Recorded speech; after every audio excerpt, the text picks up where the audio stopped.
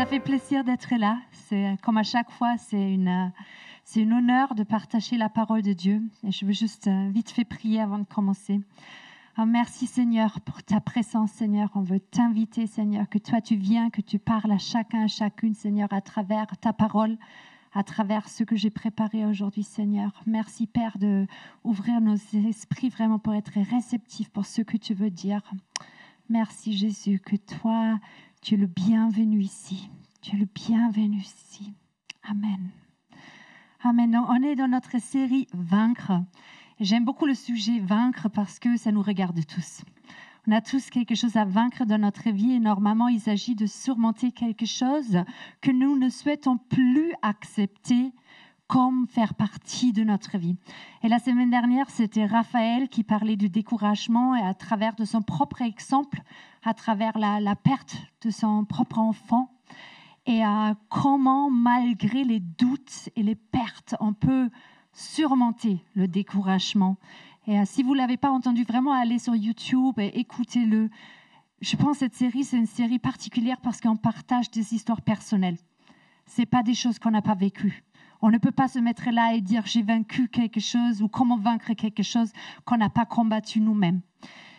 Et moi, aujourd'hui, donc, je vais aborder le sujet de la peur et c'est quelque chose qui m'a retenu captif moi-même pendant de nombreuses années, que j'ai vraiment dû combattre, m'ayant mis plein de fois à genoux devant de Dieu, en pensant que je perdais la tête parce que la peur m'avait tellement envahi que je ne pouvais plus me fier à mes propres sens.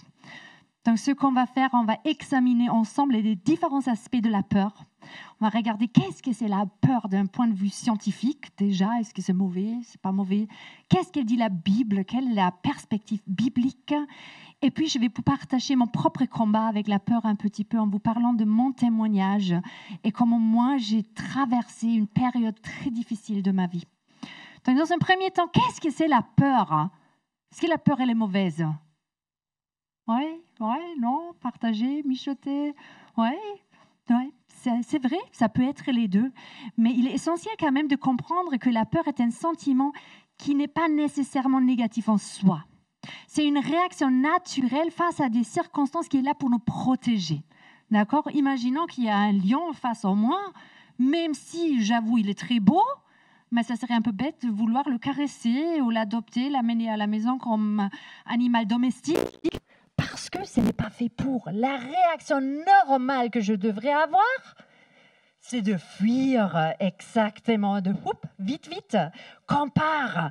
Donc, si aujourd'hui, j'ai la peur face à une situation difficile, c'est aussi une réaction que Dieu m'a donnée pour me protéger. D'accord? Donc, la peur n'est pas mauvaise en soi. Donc, quelles sont les différentes réactions naturelles que nous connaissons face à la peur? Vous en connaissez? Ouais. Sûr, ok, ça c'est une réaction physique. On voit le futur comment on dit ça, pharmaceute, dilatation des pupilles. Ok, waouh, là on va dans les détails directs. Bravo. Alors la première réaction qu'on connaît, c'est la réaction du combat. Le corps se prépare à affronter une menace, l'adrénaline est libérée, les muscles se tendent et le rythme cardiaque augmente pour se préparer à l'attaque. Si quelqu'un a déjà combattu des attaques paniques, ça peut ressembler à ça. La deuxième, c'est la réaction de la fuite. On connaît tous des personnes, dès qu'il y a un problème, un obstacle qui arrive dans leur vie, au lieu de confronter le problème, ils font quoi? Ils se retournent et vite, on part. C'est la fuite. Le corps décide qu'il est préférable de fuir la menace, la situation, la personne, l'objet, etc.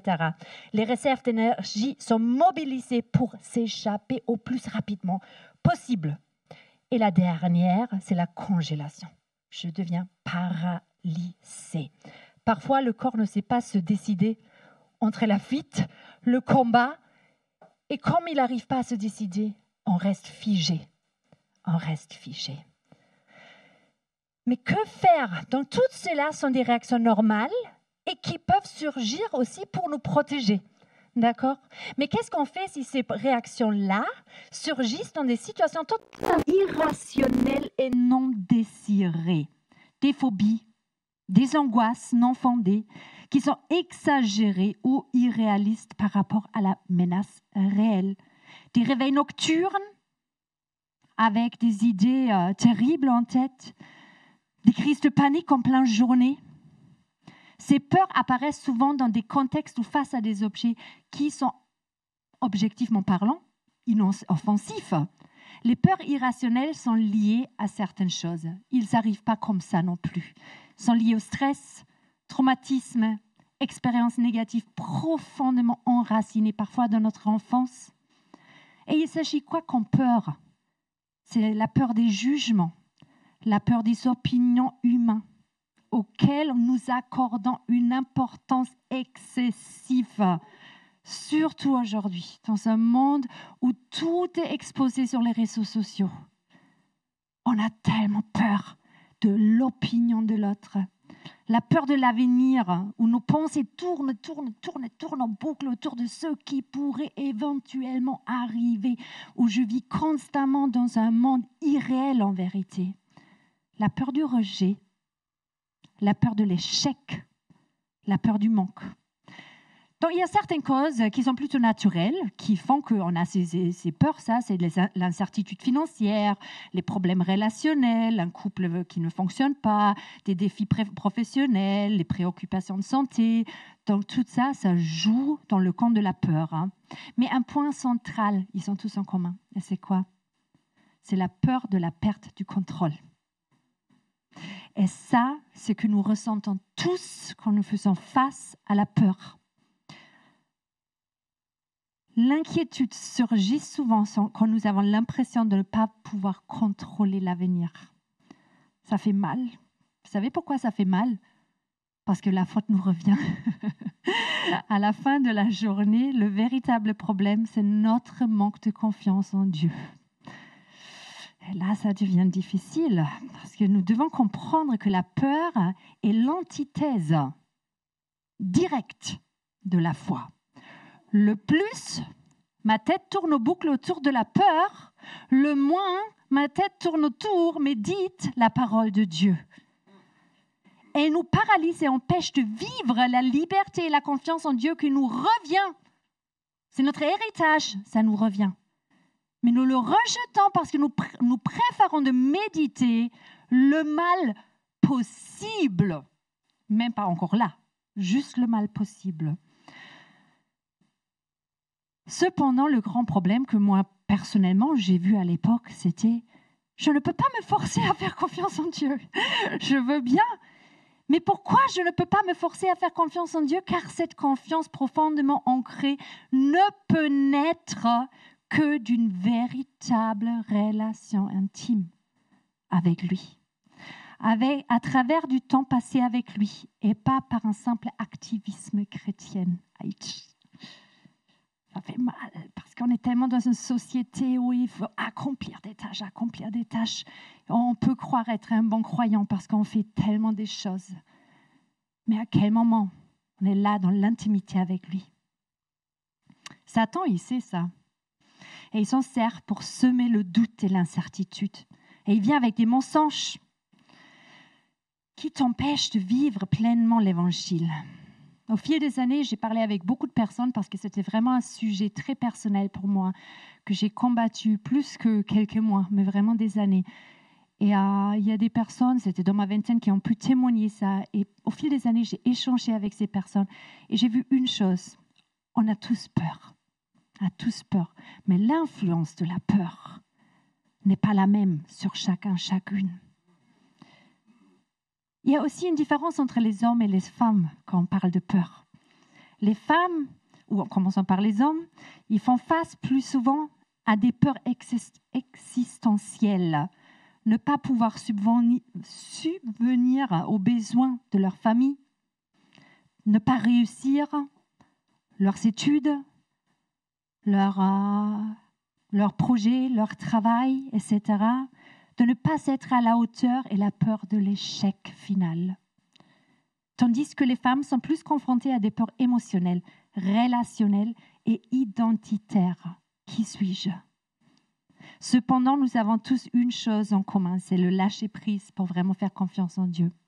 Mais qu'est-ce qu'il dit la Bible maintenant par rapport à ça? Donc ça, c'était une vue globale de qu'est-ce que c'est la peur, qu'est-ce que le monde dit par rapport aux peurs, quelles sont les réactions normales.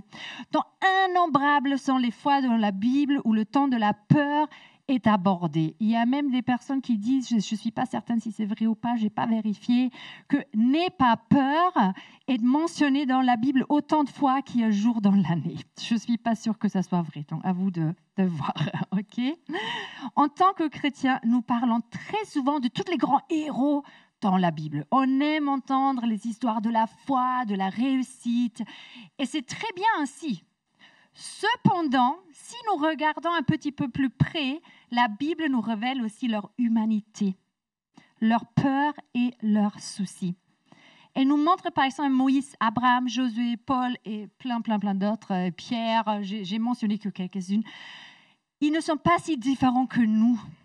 Ils ont tous lutté avec les conséquences de la chute et ont affronté des combats contre la peur et le découragement.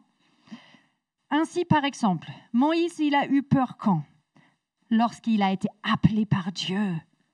Tu te fais appeler par Dieu, tu as peur. Mon Dieu, Dieu, il t'appelle. Mais c'était sa première réaction. Il n'a pas dit, ouh, Dieu, il m'a appelé moi. Il a dit, oh non, ça c'est trop pour moi. On pourrait même parler d'une fausse orgueil, peut-être. Bon, il y a des choses à creuser dans chacune de ces histoires. Et je ne vous cache pas, c'est un sujet passionnant pour moi. Et j'aurais pu préparer une prédication de 5 heures, mais pour votre bien, je ne l'ai pas fait. Josué, il a redouté de succéder à Moïse et de conquérir la terre de Canaan. David, il a eu peur du roi Saül. Jonas a craint la mission que Dieu lui avait confiée. Bon, il a terminé dans le ventre d'une baleine. Je ne sais pas si c'était meilleur, hein, c'est à voir. Les disciples de Jésus ont tremblé pendant la tempête. Ils avaient Jésus à côté d'eux, le Messie, mais ils tremblaient de peur. Et même Jésus a ressenti la peur lorsqu'il attendait sa crucifixion dans le jardin Gethsémane. Si nous avons donc peur, nous sommes en bonne compagnie. Cependant, attention, ils ont tous une chose en commun. Et ça, je veux que vous reteniez. C'est grâce à leur foi en Dieu et leur relation avec lui, ils ont tous triomphé de leur combat contre la peur. Ils ont tous triomphé le combat contre la peur. Même si la Bible elle est pleine d'histoires qu'on aurait pu prendre comme exemple, il y en a une en particulier que je voudrais utiliser aujourd'hui. C'est l'histoire de Élie. Vous connaissez tous Élie. Dans 1er roi 18, Élie, il se rend auprès du roi Achab. On dit Achab en français? Achab. Bon, ok, vous n'êtes pas d'accord. Donc, Achab, c'est le plus facile pour moi, voilà, comme vous voulez, pour annoncer la fin de la sécheresse en Israël. Et il propose un défi aux prophètes de Baal, parce qu'il y avait beaucoup de personnes qui croyaient au dieu Baal, et eux, ils pensaient qu'ils pouvaient faire pleuvoir. Et Élie, il leur dit, on va faire un défi, là, on va voir qui est le vrai Dieu. Et les prophètes de Baal, ils prient toute la journée, pas de résultat. Et Élie, quant à lui, qu'est-ce qu'il fait? Il prépare un autel pour le Seigneur. Et il est tellement plein de foi qu'il renverse même de l'eau dessus. Ok? Alors, imaginez l'état de son âme, la foi qu'il avait en lui pour faire ceci. Et Dieu y répond par le feu, consumant l'offrande, le bois, les pierres et même l'eau autour de l'autel. Waouh! Face à tous ses adversaires, face à tous ceux qui croyaient autrement. Ce miracle conduit le peuple d'Israël à reconnaître la puissance du Seigneur et les prophètes de Baal sont exécutés. Incroyable. Histoire incroyable. Ok, donc on voit ce qui se passe. Élie, il doit flotter sur un nuage, se dire oh, mon Dieu, c'est vraiment le Tout-Puissant. Et il vit un moment véritable de triomphe spirituel, de confirmation de sa mission. Et là, quelque chose de totalement inattendu arrive. Donc, je vais vraiment court. Si vous êtes intéressé, lisez l'histoire entière. Je saute beaucoup là. Mais quelque chose d'inattendu arrive. Il reçoit une menace. Une menace de la part de la reine Jézabel, qui le menace de le tuer. Et Élie est saisi par la peur. Saisi. Le mot saisir pour moi, c'est ça prend, ça a une emprise. Et saisi à un point qui ne se rappelle plus du miracle qui vient de se produire. Et qu'est-ce qu'il fait? Il fuit dans le désert. Il est saisi par la peur et il s'enfuit. Imaginez ce qui venait de vivre, un miracle devant toutes ces personnes. Feu qui tombe du ciel, des pierres, de l'eau, tout est consommé. Il connaissait son Dieu, mais il s'enfuit. Donc la première réaction de Élie, c'est la peur. À la peur, c'est fuir au lieu de faire confiance en son Dieu. Pourquoi on a envie de crier? Pourquoi? C'est comme dans un film où tu dis, mais donne-lui le bisou. Dans les films où on est là, on est à fond dedans. On dit, mais pourquoi tu pars? Pourquoi tu fais ça? Mais pourquoi tu pars dans le désert? Tu sais ce que ton Dieu, il est capable de faire du bien, de le vivre. Et tu pars. Et il se rend à, et encore un problème de prononciation là, Beersheba. Et il laisse son serviteur là en plus. Et il continue seul son voyage. Donc la deuxième réaction à la peur, c'est l'isolement. Il laisse derrière lui celui qui était là pour lui alléger la tâche. C'est son serviteur, ce n'était pas juste quelqu'un, un accompagnateur, une connaissance. Son serviteur, fidèle j'imagine, qui connaissait certainement depuis longtemps, qui était là pour lui rendre service. Et il préfère de s'isoler. Il s'allonge sous un arbre, désespéré, souhaitant la mort. Troisième réaction, dépression et désir de mort. Waouh! Qu'est-ce qui se passait en ces quelques versets? Élie qui vient de voir un miracle se produire, qui vient de voir la puissance de son Dieu vivant, allongé sous un arbre, isolé et seul, souhaitant la mort. Mais qu'est-ce qui se passe ensuite? Est-ce qu'il meurt? Est-ce qu'il reste seul? Ou est-ce que Dieu il intervient? Quand il est au plus bas, Dieu il intervient. Il lui donne à manger, il le prépare pour un voyage de 40 jours et 40 nuits jusqu'à la montagne de Horeb. Et là, il rencontre Dieu profondément. Dieu ne se révèle pas à lui dans un grand bruit. Il faut savoir, dans Élie, il est dans cette grotte. Il commence un voyage, Dieu lui donne de la nourriture pour redonner force à son corps. Il prend le voyage jusqu'à Horeb, la montagne où il trouve une grotte où il reste à se plaindre auprès de Dieu, à se plaindre de je ne sais pas quoi exactement. Pourtant, il venait de vivre quelque chose d'extraordinaire. Et il y a plusieurs choses qui se passent. Il y a un tremblement de terre, il y a un feu. Mais là, il y a un murmure doux et léger. Et Dieu est dans le murmure, dans le silence. Et là, il se retrouve face à face avec Dieu. Et Dieu renouvelle la mission d'Élie. Il lui donne des nouvelles instructions. Il lui montre qu'il n'est pas seul, qu'il reste toujours des personnes qui sont là, qui croient dans le vrai Dieu d'Israël. Donc, il y a 3 choses que Dieu a fait. Récupération physique, renouvellement spirituel, et la restauration de la mission. Dieu, il s'occupe de tous les 3 aspects. Le maintenant, le physique, le besoin tout de suite, renouvellement spirituel, l'intimité avec Dieu et la restauration de l'idée de l'avenir. Mais pour nous aujourd'hui, qu'est-ce que ça veut dire concrètement? Comment nous, on peut combattre la peur? Une des premières choses, il faut reconnaître la source. Il faut connaître d'où elle vient ma peur. 2 Timothée 1,7 dit « Car Dieu ne nous a pas donné un esprit de peur, mais de puissance, l'amour et sagesse. » Ce n'était jamais son plan que nous demeurions dans la crainte, dans la peur. Ne restez pas là. La peur va arriver. Il y a une chose d'avoir une pensée de peur. Il y a une chose à demeurer dans la peur. Lorsque nous ressentons la peur, les causes suivantes peuvent être en jeu.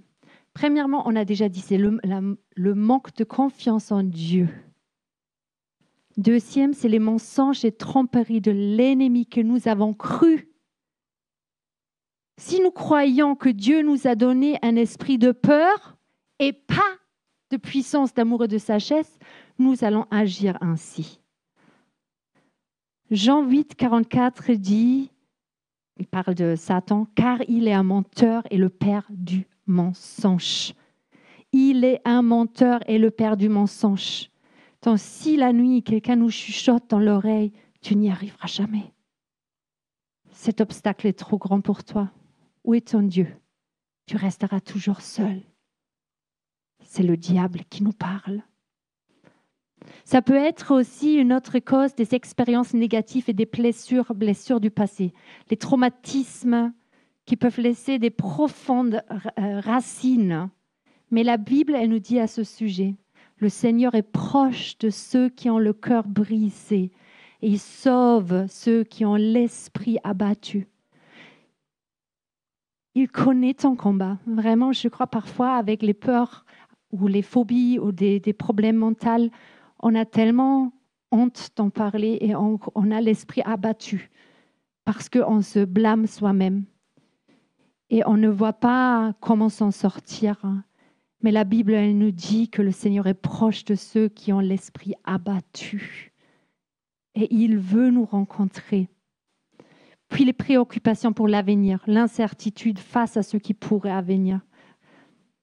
Mais qu'est-ce qu'il dit, Jésus lui-même, en Matthieu 6 ? Ne vous inquiétez donc pas du lendemain, car le lendemain prendra soin de lui-même, à chaque jour suffit sa peine. Jésus ne néglige pas qu'il y a une peine tous les jours. Il ne dit pas que chaque jour porte son fardeau, mais il dit, ne te préoccupe pas du fardeau de demain. Contente-toi de t'occuper de celui d'aujourd'hui. Est-ce que ça veut dire qu'on est totalement dans la négligence des projets à venir? Non. Mais je ne donne pas la puissance à mon stress de demain de me contrôler déjà aujourd'hui. C'est dur. Demandez mon mari, il vit avec moi. On vit dans le chaos total avec des projets de rénovation. Il faut prendre chaque jour parce que chaque jour, la grâce du Seigneur se renouvelle aussi. Philippiens 4, 6 à 7. Ne vous inquiétez de rien, mais en toutes choses, exposez vos requêtes à Dieu par des prières et des supplications avec des actions de grâce. Et la paix de Dieu, laquelle surpasse toute intelligence, gardera vos cœurs et vos pensées dans le Christ Jésus. Vous savez, ce verset, je l'aime beaucoup. Pourquoi ? Parce qu'il nous rappelle que c'est un devoir pour nous d'exposer nos problèmes, nos requêtes. Si nous n'allons pas à Jésus pour lui dire quel est le problème, je ne peux pas m'attendre à qu'il le résoudre. C'est si mon enfant ne vient pas me dire « Maman, j'arrive pas à me faire mon pain moi-même », si après le Nutella, il est sur le mur et sur la chaise, c'est pas de ma faute. C'est à lui de venir me voir et de m'exposer son problème. Un autre point qui peut être source de nos peurs, et ça, c'est un point que moi aussi, personnellement, j'ai dû beaucoup l'amener devant le Seigneur. C'est l'absence d'identité en Christ. Les personnes qui ignorent qui elles sont en Christ sont beaucoup plus vulnérables pour la peur. Nous devons savoir qui nous sommes afin que nous puissions vivre l'héritage que Dieu nous a donné, afin que nous puissions vivre dans l'autorité déléguée. Romains 8, 15 dit, car vous n'avez pas reçu un esprit de servitude pour être encore dans la crainte, mais vous avez reçu un esprit d'adoption par lequel nous crions « Abba, Père ».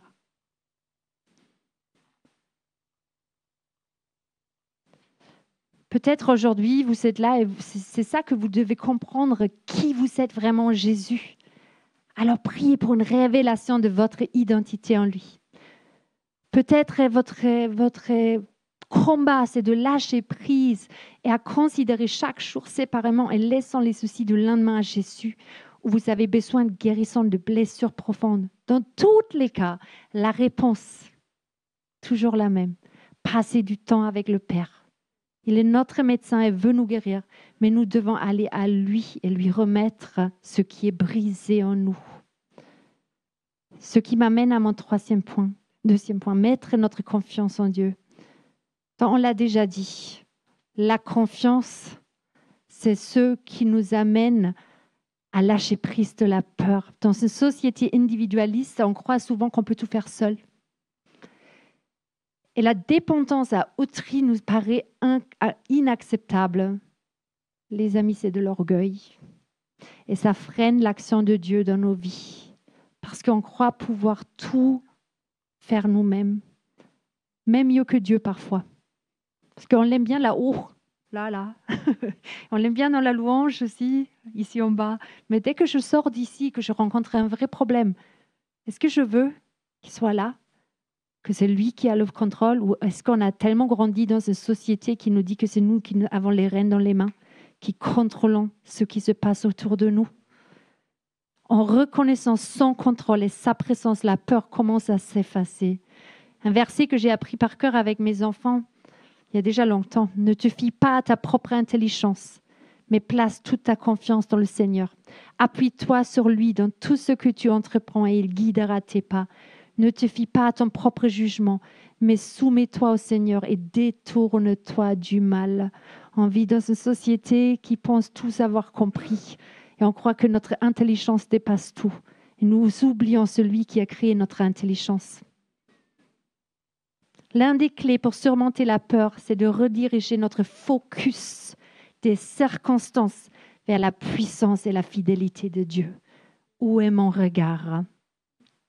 Méditez la parole de Dieu. Je vais vous raconter mon témoignage personnel. J'ai essayé de le faire plutôt court. Mon témoignage personnel concernant la peur, parce que sinon on ne va pas sortir d'ici. J'ai grandi dans des années, quand j'ai écrit ça, Anthony se moquait de moi parce qu'on dirait que j'ai l'âge d'un dinosaure. J'ai grandi dans les années 80-90, dans une communauté bien pentecôtiste, où tout le monde attendait le retour imminent de Jésus. Tout le monde était assis sur une petite valise. De vivre ça, non mais presque littéralement, de vivre ça comme enfant était très difficile. Je m'attendais constamment que Jésus revienne, qu'il enlève mes parents et que moi j'avais fait une bêtise ou quelque chose qui me laisse derrière. Pendant cette période, il y avait des livres, il y avait des films, il y avait des choses chrétiens qui parlaient tous de cet enlèvement imminent. Et moi, j'étais submergée dans cette culture-là.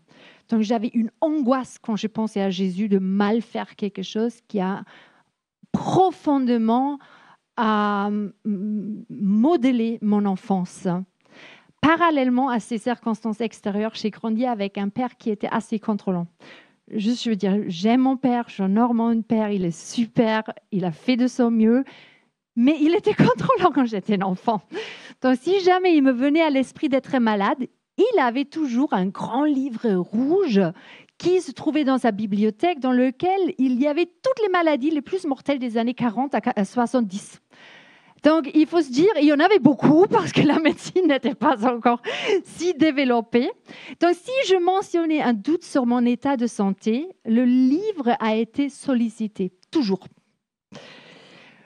Donc, mon père, à tous les coups, il m'informait. Si vraiment je pensais être malade avec tel et tel symptôme, je risquais certainement de mourir sur presque tous les coups. Donc, moi, j'ai vite appris comme enfant. Vaut mieux que je me taise sur mes mal-être physiques et d'aller à l'école ou me cacher dans un meuble spacieux de la maison jusqu'à qu'il parte au travail. Donc la maladie n'existait pas et si elle existait, elle était mortelle. Bizarrement, en même temps, je suis malade dans ces années-là avec une maladie réellement mortelle, une méningite avec des taux d'inflammation extrêmes, ce qui a fait que j'ai terminé à ne plus pouvoir marcher, parler, toucher et j'ai dû tout réapprendre. Donc, si vous voulez parler de certains traumatismes d'enfance, j'en avais certainement quelques-unes. Fast forward, on avance rapide, on se retrouve dans mes vingtaines et je sortais d'une période assez chaotique personnellement et beaucoup parmi vous le savent que j'ai vécu quelques années dans la consommation des drogues. Et alors, je sors de cette période, j'ai repris mes études, je travaillais beaucoup à ce moment-là. Et pour moi, de nulle part, surgissent des crises de panique accrues. Des crises de panique inexplicables qui m'ont rendu la vie presque inviable. À cette époque, j'ai écrit une histoire, bon, un poème, comme vous voulez. J'ai essayé de le traduire en français. Je vais vous le lire et après, je vais en dire 2-3 trucs, ok? Je ne sais pas si la traduction, ça fait l'affaire, mais on va voir. Enveloppée dans les ténèbres, elle se dresse, presque inébranlable, la cage de la peur. Elle te serre, t'écrase. Tu ne peux ni à gauche, ni à droite, ni avancer. Même si tu peux apercevoir ce qui se passe à l'extérieur, les lourdes frontières de la peur sont toujours là. Au-dessus, le ciel est visible, mais tu ne peux plus t'envoler. Tu regardes au loin, mais le chemin reste bloqué. Le soleil ne brille plus pour toi. Et peu à peu, la joie de vivre t'est volée. Comme un animal qu'on tient captif, la lumière qui te maintient en vie n'est plus qu'un reflet diffus de l'éclat de la lune loin dans l'obscurité, et tes yeux sont déjà habitués à la pénombre. Les voix autour de toi t'appellent. Viens, sors de là. Mais tu te demandes si elles ne voient pas tes lourdes frontières de ta cage. Tu tournes, tu veux te battre, mais contre quoi? Ces limites impénétrables ne sont visibles que pour toi. Respirer devient difficile et avec la cage de la peur vient s'ajouter une couverture de résignation. Le ciel disparaît de ta vue et il ne reste plus que quelques trous dans les barres de fer forgé par lesquels tu aperçois un chemin qui semble mener au néant.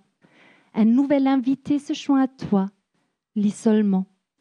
Les voix qui t'appellent pour sortir se taisent peu à peu et tout ce que tu entends encore, c'est le battement de ton propre cœur.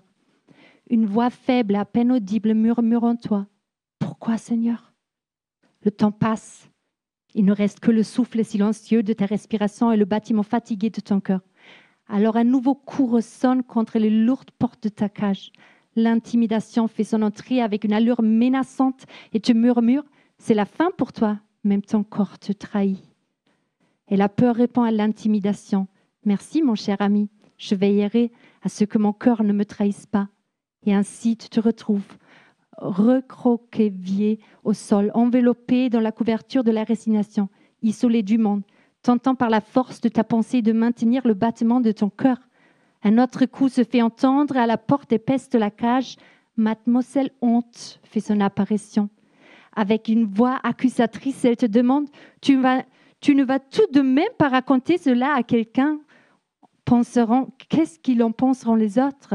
Et ton ami, l'isolement, se frotte les mains de contentement, car Mademoiselle Honte vient de lui faire un joli cadeau. Des pas lourds ressonnent, une silhouette sombre entre dans la cage. Permettez-moi de me présenter. Je suis la dépression. Tes yeux fatigués la fixent et tu murmures. Que puis-je faire pour toi?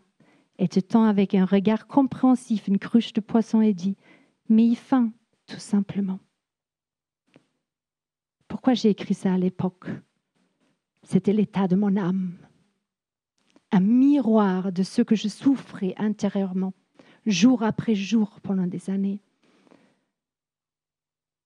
Et j'étais dans l'incompréhension. Je connais la Bible, je connais mon Dieu, mais je ne savais pas. Je lisais des versets, par exemple, comme le voleur ne vient que pour dérober, égorger, détruire. Moi, je suis venue afin que les brebis aient la vie et qu'elles soient dans l'abondance. Mais où était cette vie en abondance? Je voyais clairement que l'ennemi voulait voler et détruisait, mais la vie, où est-ce qu'elle était, cette vie? Pourquoi j'avais autant de peur? Pourquoi la dépression m'avait attrapée? Est-ce que ça voulait dire que je n'étais pas un bon chrétien? Est-ce que ça voulait dire que je ne lisais pas assez ma Bible? Question sur question. Mais vous savez qu'est-ce qui s'est passé dans cette période? Dans les pires moments de ma peur, j'étais plus seule que jamais. Je n'avais même pas la drogue pour me endormir. J'étais consciente, réveillée, capable de sentir la profondeur de mon mal-être. Mais ce furent aussi les heures de naissance d'une foi plus profonde en Dieu, un temps d'une relation intime avec Jésus. comme jamais avant, où j'ai reconnu que seulement lui est mon vrai ami et consolateur. Il m'a fait comprendre 2-3 choses qui m'ont aidé à sortir. La première, c'est les influences extérieures. Il y a des facteurs pratiques dans notre vie. J'ai toujours été sensible à la peur, mais il y avait une mauvaise alimentation, un excès de café. Je fumais des cigarettes, je travaillais au moins 60 heures par semaine. La peur ne surgit pas seule. Notre mode de vie l'influence aussi. À cela s'ajoutaient des attentes non exprimées, mais supposées, qui me poussaient à la recherche de la perfection, incapable de dire non. Je dépassais constamment mes limites. J'avais une mauvaise compréhension de l'Évangile. Je ne restais pas en communauté non plus. La peur avait pris une telle ampleur que je n'étais pas capable de respirer. Je me sentais comme étouffée à chaque respiration. Le diable m'a poussée à m'isoler. Bien pour moi, à cette époque, Facebook est sorti et on pouvait rester en contact à partir de notre canapé. Les amis, nous ne voyons pas à quel point ça peut être traître. Une relation qui est uniquement technologique n'est pas une relation. Nous avons besoin les uns des autres. Je fuyais mes amis, l'église, les gens qui m'aimaient. Et le mensonge me murmurait que j'étais devenue un fardeau pour eux. De nombreuses fois ont essayé de m'expliquer ce qui m'arrivait. Nombreuses personnes qui m'ont dit pourquoi. Mais une phrase pendant cette période, j'avais toujours en tête. Jésus-Christ, l'espérance de la gloire en nous. Rien d'autre, seulement Jésus. Seulement Jésus. À un moment donné, j'allais si mal que je n'arrivais plus à sortir de chez moi. Ma mère faisait mes courses et il m'était devenu impossible de sortir de ma cage, de ce que les médecins appelaient le syndrome d'anxiété généralisée. C'est sympa, parce qu'on ne peut rien faire, ça ne laisse pas la place pour l'espoir. Mais avec Jésus, il y a toujours de l'espoir. Un jour, j'ai crié vers Dieu, comme jamais avant. J'étais prête à tout affronter. J'ai dit, Seigneur, je ne veux plus. Et je me suis rappelée des nombreuses fois où dans sa parole, il dit à Josué, n'aie pas peur, à Marie, au berger, Ésaïe 41:10, ne crains pas car je suis avec toi. Dieu ne nous a pas donné un esprit de peur, mais de puissance. La peur cherche de l'attention, vous savez. Plus on l'ignore, plus elle s'affaiblit. Ce que j'ai fait ce jour-là, je n'ai pas seulement crié à Dieu. Je n'ai pas seulement mis toute ma confiance en ce qu'il a fait pour moi. J'étais dans un état de paralyse que je ne sortais plus depuis des mois de chez moi. Je me suis mis là, j'ai crié. J'avais des larmes qui coulaient. Je dis, Seigneur, je sors de cette maison où tu me laisses mourir. Et je me suis mis à courir. J'ai claqué la porte derrière moi. Je pensais que j'allais terminer à 4 pattes dans le couloir. Et j'ai couru. Jusqu'à l'arrêt de train, du bus. J'ai pris le tramway. J'ai parti en ville. J'avais des larmes qui coulaient. J'avais peur. Je ne comprenais pas mon corps. Et soudainement, ça s'est arrêté. C'est arrêté. Et je savais que j'avais vaincu quelque chose. Le diable, il avait essayé de me garder.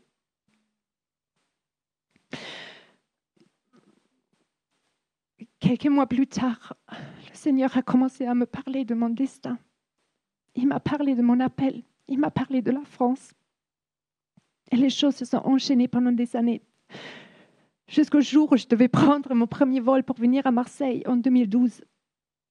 Et le diable, il a essayé de me rattraper. Il m'a dit, tu ne vas pas prendre un avion.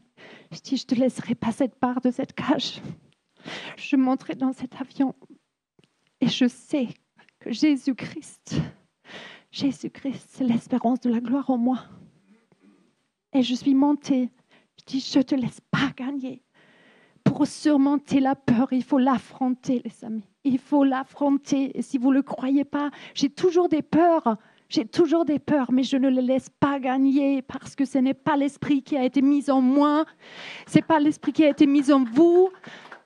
Et si vous ne me croyez pas, j'étais en Afrique du Sud avec Matt et Christy pour la conférence mondiale et il y avait Table Mountain.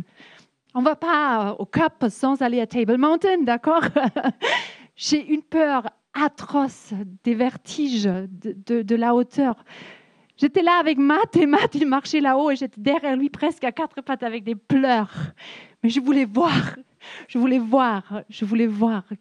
la vue qu'il y a de là-haut. Je dis, je ne me laisserai pas contrôler par la peur, plus jamais.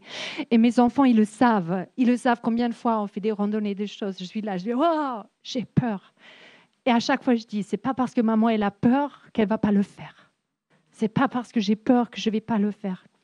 Si toutes ces personnes dans la Bible, si Josué, il avait dit, j'ai trop peur, je ne vais pas prendre de Canaan. Si Moïse, il avait dit, j'ai trop peur, je ne vais pas parler au Pharaon. Si toutes ces personnes n'auraient pas affronté leur peur, quelle serait l'histoire à lire aujourd'hui? Vraiment, aujourd'hui, la peur n'est pas devenue quelque chose d'inexistant dans ma vie. Mais je sais qu'il y a certains outils, qu'il y a certaines choses qui sont là qu'on peut prendre comme outils. Passe du temps avec Dieu. C'est que dans ta relation avec lui. Vraiment, c'est l'intimité. C'est pas parce que tu as lu une verset. C'est parce que tu sais qui il est. S'il y a quelque chose qui se passait dans mon témoignage personnel, que pendant ces années de peur, je me suis rapprochée de Dieu comme jamais avant parce que je savais que c'était mon seul espoir. Je savais que c'était mon seul espoir. C'était le seul. Les médecins, ils avaient des idées que j'ai jamais accrochées. J'ai jamais essayé. J'ai jamais voulu suivre des suivis psychologiques ou quoi que ce soit. J'ai toujours dit, je sais qui a la guérison, je le sais. Passe du temps avec lui, renforce ta foi, affronte tes peurs, écris un journal spirituel où tu écris les choses que Dieu t'a parlé. Il y a tellement de petits conseils que je pourrais vous donner qui m'ont aidé moi personnellement. Mais comme je vous ai dit, le temps n'est pas assez long pour partager tout ce que j'aurais à vous raconter à ce sujet. Mais une chose j'ai fait quand même, j'ai fait une petite fiche pour ceux qui luttent peut-être la peur, que vous pouvez prendre chez vous. Et il y a quelques astuces, une bonne dizaine d'astuces pratiques, des proclamations contre la peur et des versets dans la Bible qui peuvent nous aider à confronter des choses. Et ne croyez pas la honte qui vous dit que vous êtes les seuls à l'église, que ça n'existait pas. Ça, c'est la honte. Le diable, il vient toujours avec la honte. Tu es la seule, tu es le seul. C'est jamais arrivé. Non, ne croyez pas ces choses. Dieu est souverain. Il est là, il connaît ta peur. Il est proche de celui qui a l'esprit abattu. Amen. Amen.